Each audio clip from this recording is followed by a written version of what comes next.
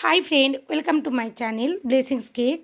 आज आमी एक ही भिडियोर मध्य दुटो रेसिपि बानिये देखाबो। एकटा हलो टाब केक और एकटा केक साकेल्स।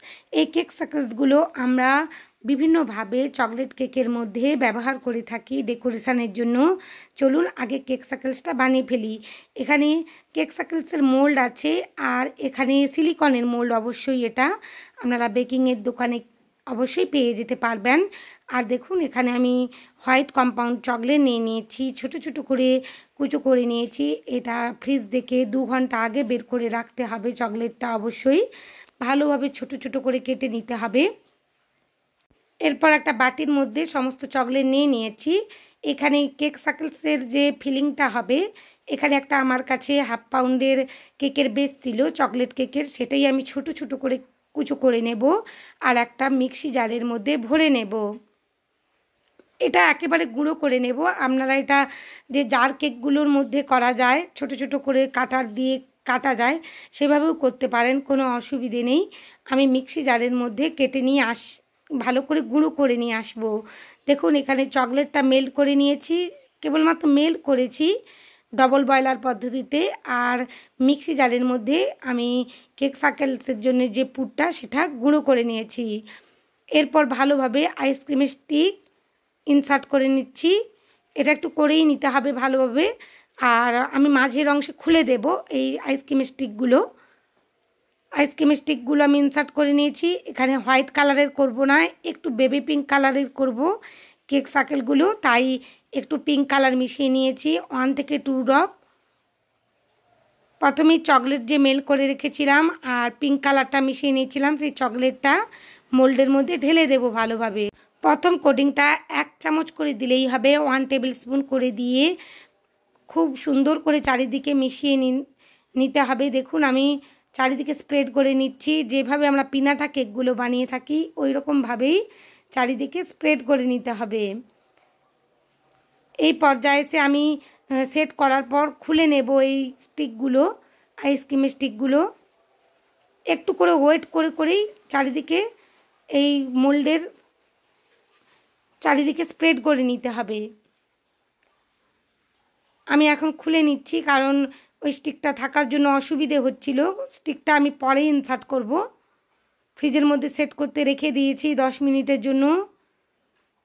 এদিকে আমি যে ফিলিংটা হবে সেটাই রেডি করে ফেলব।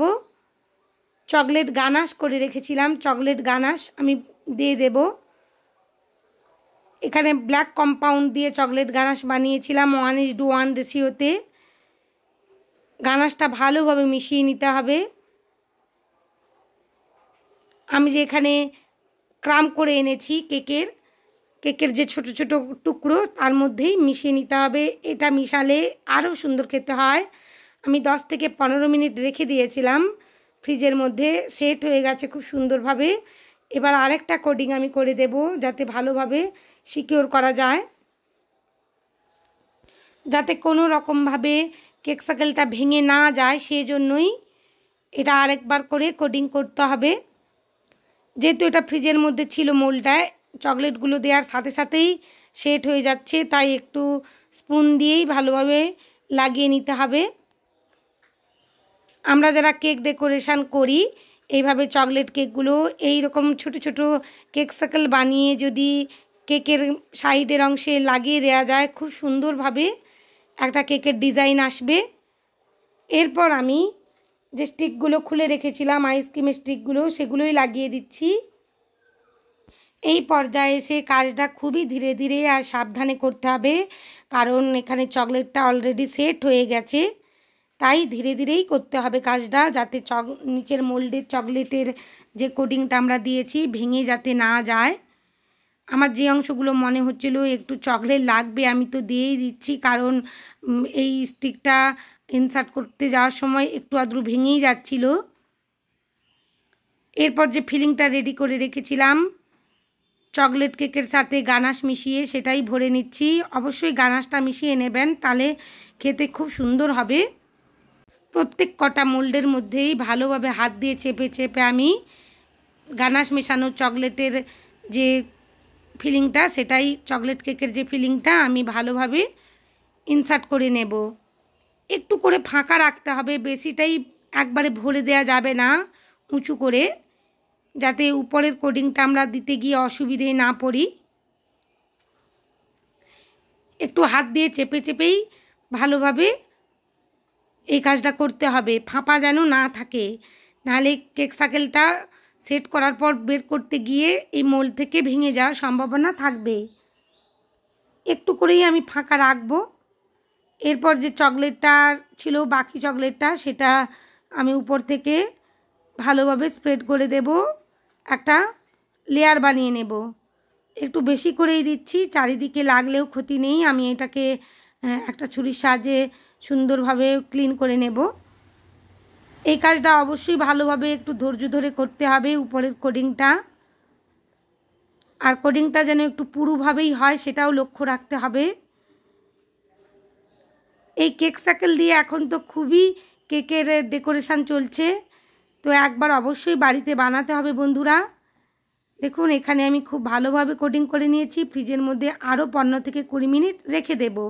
যে সময় ফ্রিজের মধ্যে আমি সেট করতে রেখে দিয়েছি, সেই সময়টায় আমি টাব কেক বানিয়ে দেখাবো। আমার কাছে একটু ক্রাম্বস ছিল, বেশি রেখেছিলাম, তো এবার টাবের মতন ছোট ছোট আমি কয়েকটা বাটি নিয়ে নিয়েছি। এগুলো দোকানে অনায়াসেই আপনারা পেয়ে যাবেন। যে বাটি কেক বানাবো বা টাব কেক বানাবো বললেই লোকাল যে মার্কেটগুলো আছে ওখানে পেয়ে যাবেনই। এখানে সুগার সিরাপ করে রেখেছিলাম, একটু দিয়ে দিলাম সুগার সিরাপ। এরপর চকলেট গানাশটাও দিয়ে দিলাম, আর একটু পাইপিং ব্যাগের মধ্যে ক্রিম ছিল আমার কাছে, সেটা চকলেট গানাশ দিয়ে মিশিয়ে পাইপিং ব্যাগের মধ্যে ভরে নিচ্ছি। উপর থেকে একটু ক্রিম দিয়ে দেব। এইভাবে কেকের ক্রাম্বস করে মিক্সির মধ্যে এইভাবে টাব কেক বানালে খুব সুন্দর খেতে হয়। একবার অবশ্যই বানাবেন, অসাধারণ খেতে হয়। আর আমার এই দুটো রেসিপি যদি আপনাদের উপকারে লাগে, ভালো লাগে, প্লিজ আমার চ্যানেলটা সাবস্ক্রাইব করবার অনুরোধ জানালাম। আর পাশে থাকা বেল আইকনটি ক্লিক করতে ভুলবেন না, যাতে সমস্ত ভিডিওর নোটিফিকেশান আপনাদের কাছে পৌঁছে যায়। লাইক শেয়ার কমেন্ট অবশ্যই করবেন বন্ধুরা। আপনাদের লাইক শেয়ার কমেন্ট আমাকে আরও কাজ করতে উৎসাহিত করে। এখানে ধীরে ধীরে আমি প্রত্যেক কটাই করে নেব একই রকমভাবে। গানাশটা একটু বেশি করেই দিতে হবে, 1 থেকে 1.5 টেবিল স্পুন ভরে ভরেই দিতে হবে। উপরের অংশ থেকে ক্রিম দিয়ে দিলাম, একটু স্পুন দিয়ে আমি মসৃণ করে নিচ্ছি, আর আবার গানাশ দিয়ে দিচ্ছি। এই ধরনের টাব কেকগুলো ছোটো বাচ্চারা স্কুলে নিয়ে গেলে বা স্কুল থেকে বাড়ি ফিরে খেলে খুবই মজা পায়, ওরা অনায়াসেই খেয়ে নেবে, এত সুন্দর টেস্ট হয়। আমার প্রত্যেক কটা রেডি হয়ে গেছে, ফ্রিজের মধ্যে আমি সেট করতেও রেখে দেব।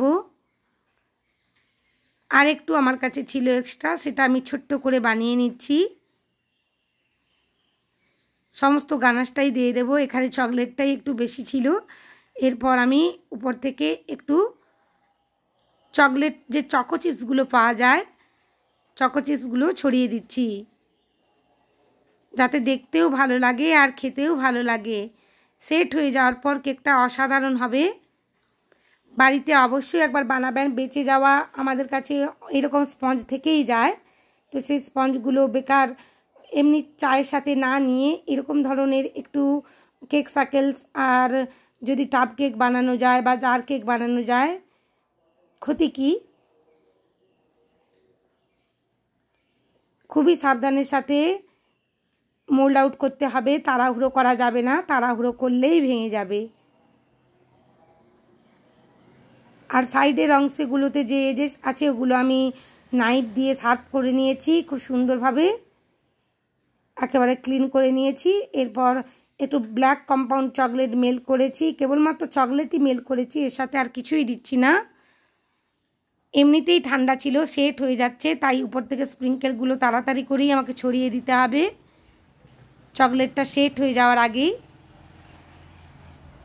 যাতে আরও দেখতে ভালো লাগে কেক সার্কেলসগুলো। সেই জন্য আমি একটু স্প্রিঙ্কেল ছড়িয়ে দিলাম। সবাই খুব ভালো থাকবেন, অনেক কেক বানাবেন। যদি ভালো লাগে আমার এই রেসিপিটা লাইক শেয়ার কমেন্ট করতে ভুলবেন না। আর চ্যানেলে নতুন বন্ধু হয়ে থাকলে চ্যানেলটা সাবস্ক্রাইব করবার অনুরোধ জানালাম।